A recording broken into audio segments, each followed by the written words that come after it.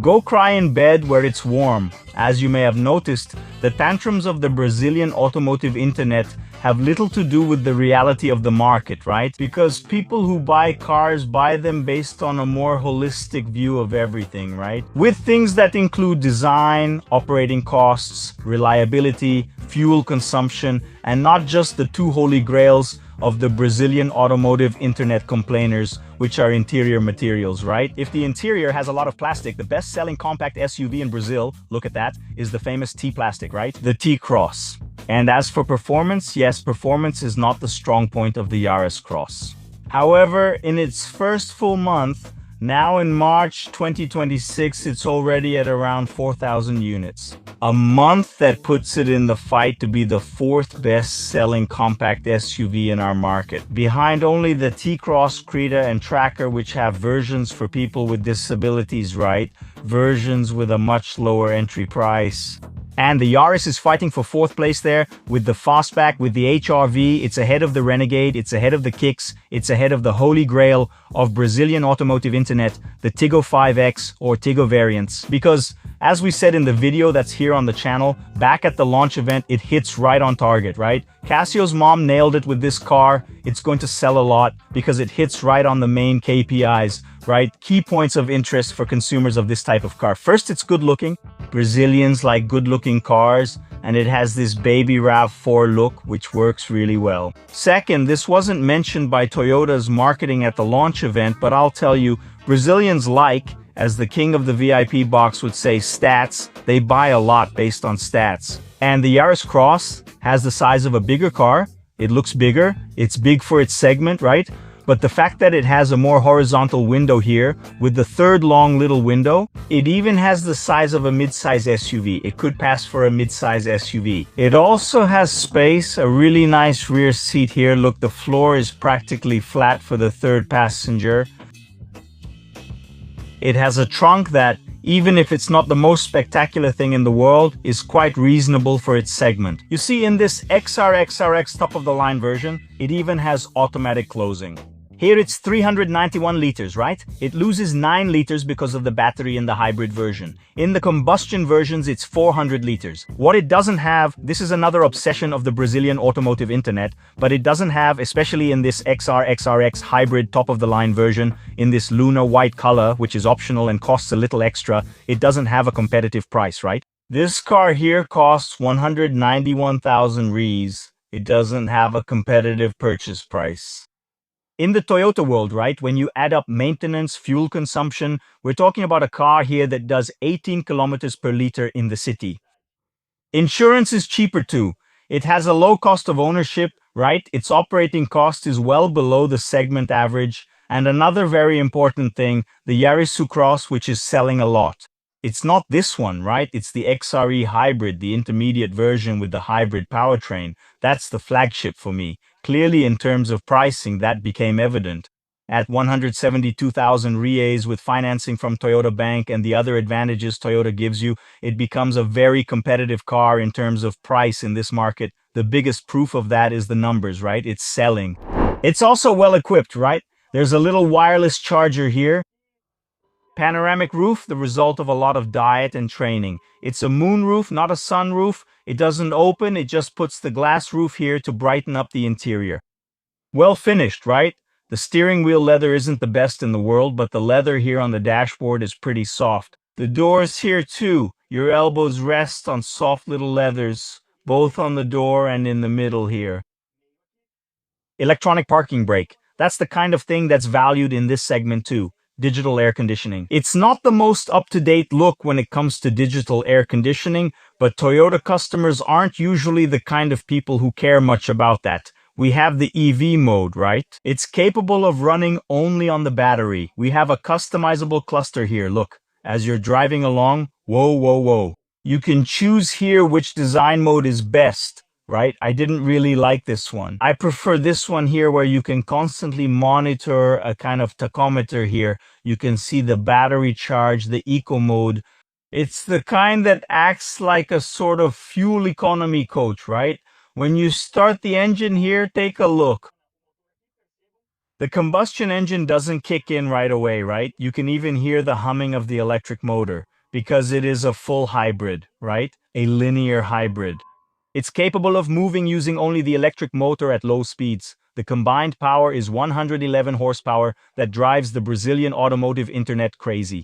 The combined torque isn't disclosed, but the electric motor's torque is 15 kilos of torque, which isn't much, right? That's torque in a range we're used to with a naturally aspirated 1.6 engine, right?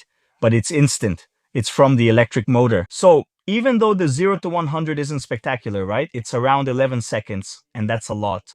It's just a bit worse than the 1.0 turbo engines, which are kind of the standard in this segment today. But in day-to-day use, in the real world, in the city, because of the instant torque from the electric motor, it's a car. Oh, now the combustion engine has kicked in. It's a lively car. To go from 20 to 40, from 40 to 60. It's not a car that annoys you in terms of power when driving in city traffic. On the highway, yes, especially when it's loaded. Then, when you want to go from 100 to 120, from 120 to 140 for another overtake, right?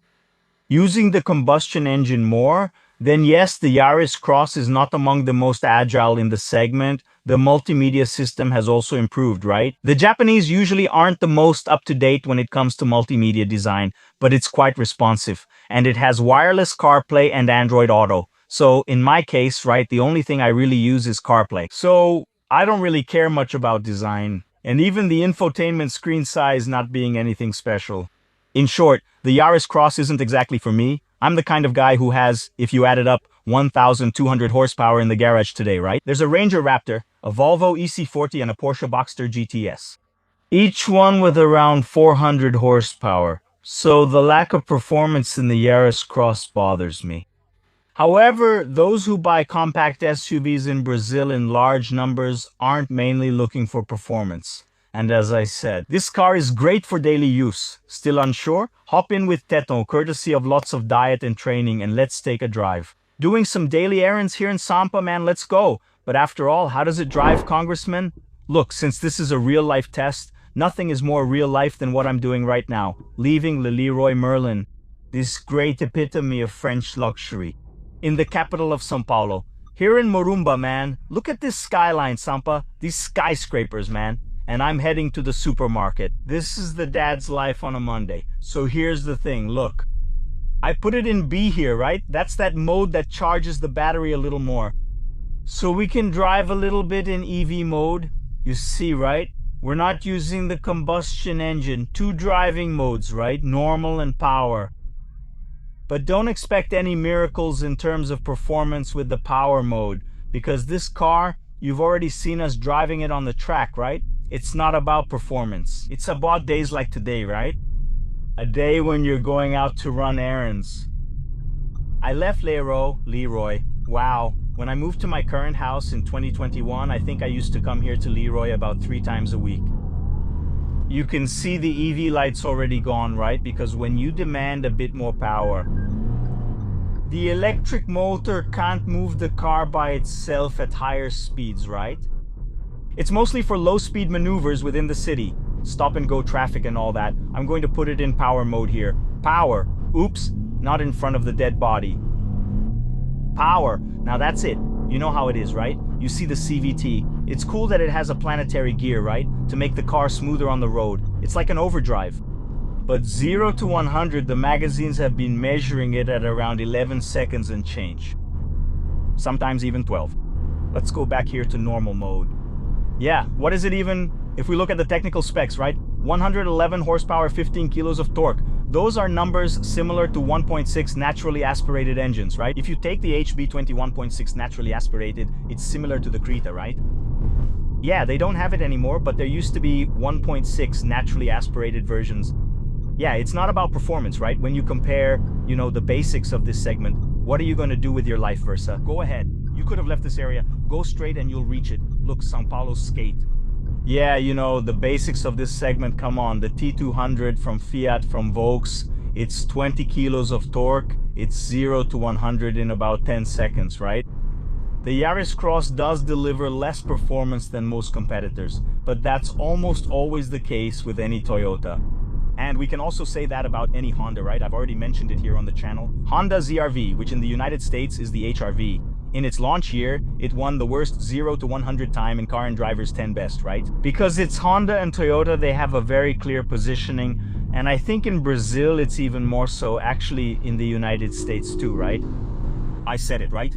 The Honda ZR-V was the slowest car in the United States, but look how interesting. Motor Trend published this the other day. The 25 cars most likely to go over 250,000 miles. 250,000 miles is a heck of a lot of miles, right? Almost 400,000 kilometers. What was the reasoning and how was it calculated? The percentage of vehicles on the road that go beyond that mileage, right? Or that number of miles.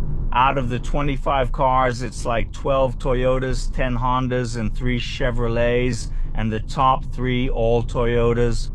Number 1 of all, my glorious Toyota Sequoia.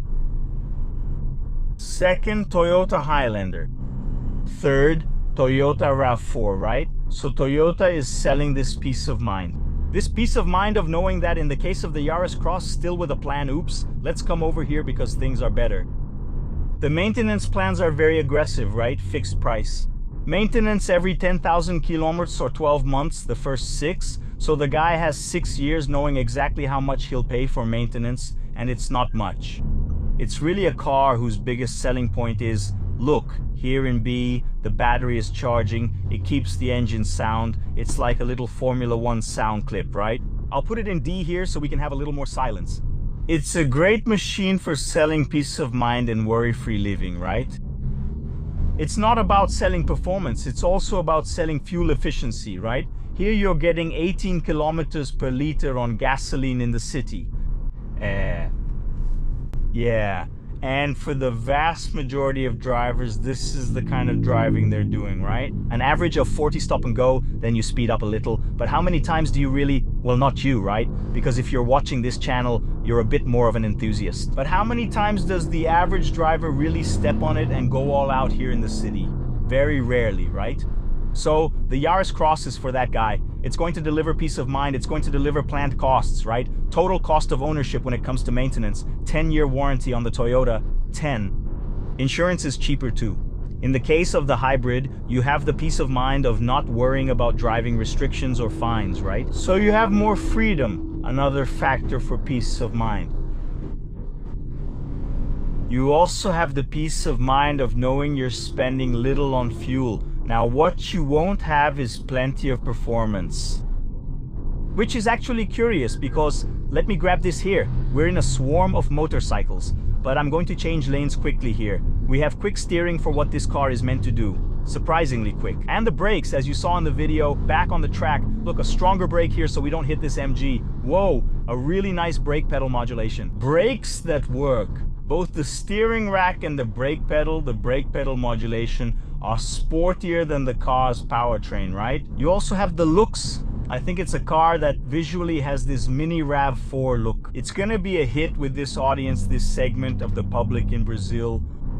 It's both on the outside and on the inside, right? You have this mini RAV4 thing going on inside as well. The finish isn't class leading, but it's not the worst in its class either, right? It's in the middle group there.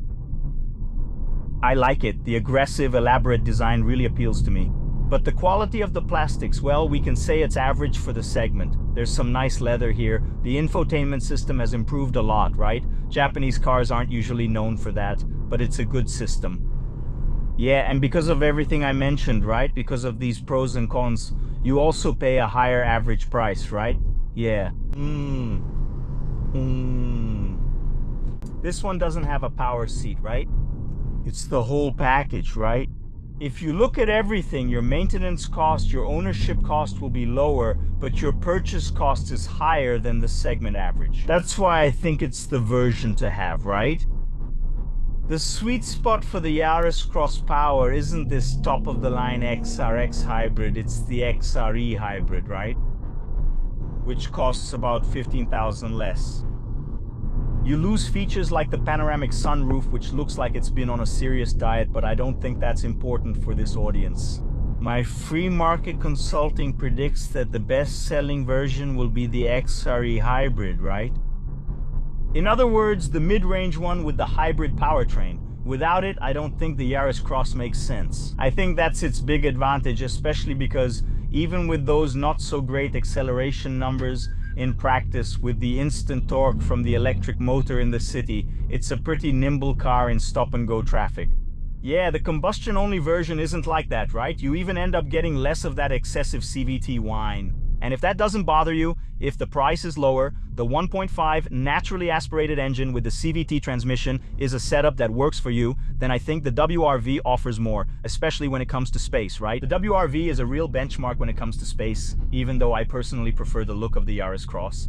The fact is, during this week, living with it in the real world, man, dealing with traffic on the main roads, man, buying light bulbs at Leroy and doing grocery shopping at the supermarket. If you have a 2-year-old, let me tell you, there are never enough bananas or grapes in your house. It's industrial level consumption. Yeah, so you end up having to go to the market every 4 or 5 days to have fresh fruit at home. I think that's it. In the real world, you can understand a lot, right?